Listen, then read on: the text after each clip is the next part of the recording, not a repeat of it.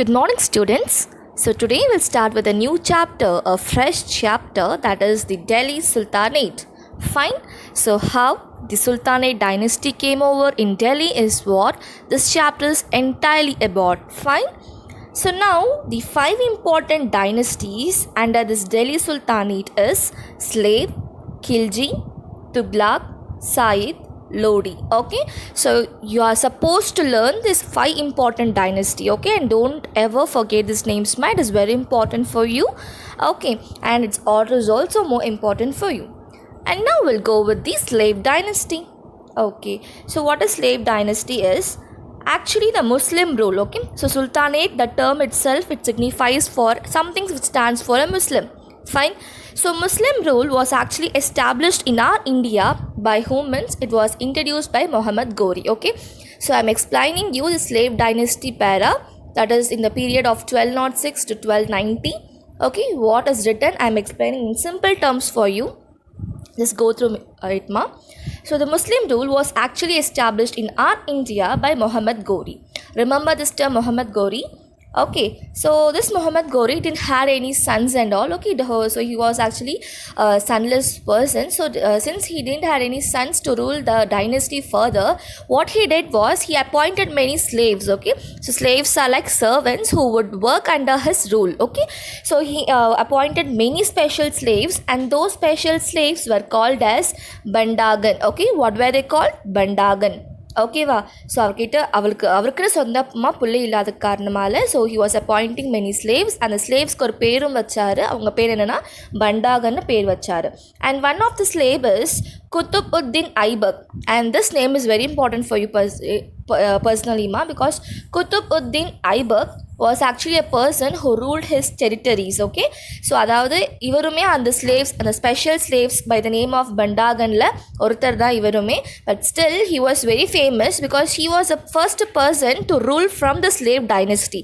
So அவர் எதனால rule பண்ணாரு and how could he confront was Aibak actually laid the foundation of slave dynasty.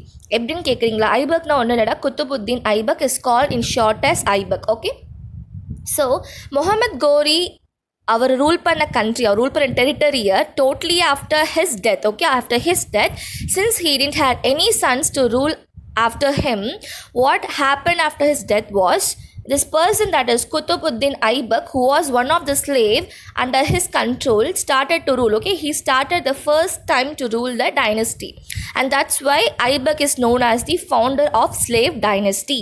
Underline this, it is very important for you. And the slave dynasty founded by Aibak is also called as Mamluk.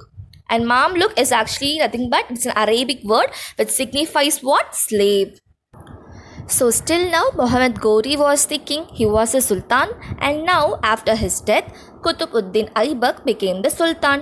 Okay, so this person was ruling under the period of 1206 to 1210. Okay, and his importance, that is his impressions over our India was he was a person to shift the capital from Lahore to Delhi. Okay, so he only decided that Delhi is capital of India. And then this Qutbuddin Aibak was ruling over his western Gangetic plains and all, but அவருடைய eastern Gangetic plain மட்டும் rule பண்ணுறதுக்கு he didn't rule the eastern Gangetic plain, and instead of that the eastern Gangetic plain was ruled by Bakhtiyar Khalji. Okay, so Bakhtiyar Khalji தான் இந்த eastern Gangetic plain rule பண்ணுறாரு. and Bakhtiyar Khalji யாருன்னு கேட்டிங்கன்னா he is the person who destroyed the entire Nalanda University. Okay, so it was destroyed by whom? Bakhtiyar Khalji only. Next what happened is this Qutbuddin Aibak, for the first time he built it Quwat ul Islam Masjid. Okay, masjid பேர் என்னமா? Quwat ul Islam Masjid, and this masjid is oldest in India. Okay, it is almost oldest in India. So நம்ம இந்தியாவிலேயே totally ஓல்டஸ்டான ஒரு மஸ்ஜித் எது கேட்டிங்கன்னா it is going to be this மஸ்ஜித், that is your Quwat ul Islam Masjid only. Okay, and he was a person who started the construction of Qutub Minar. Okay, so Qutub Minar's construction was started by him only, but it was actually ended up. Okay, the work was completely completed by who? Means it is by Iltutmish, and Iltutmish is the son-in-law for Aibak. Okay, Aibak oda marumagan da in the Iltutmish. Okay, and Iltutmish tha unga next paragraph. So he was ruling in the period of 1210 to 1236. Okay, yes, yeah ma'am, Qutb உத்தீன் ஐபக்கோடைய பையன் rule பண்ணாமல் why his son-in-law is coming and ruling, it may be question for you, correct? Because Qutb-ud-Din Aibak's son, okay, his name was Aram Shah, and Aram Shah was actually incompetent, okay, so he was not having that much of compatibility to go in a war or to rule an entire kingdom. So that's the reason why Aibak, being the king, okay, sultan of the slave dynasty, he entirely gave the responsibility of the sultanate to Iltutmish, who is the son-in-law of Aibak, okay. So but this Aibak was also having, okay, Aibak's son-in-law, that is Iltutmish, was having a problem, that is a threat of war from Mongols, okay, under the entire war committee of Genghis Khan, okay.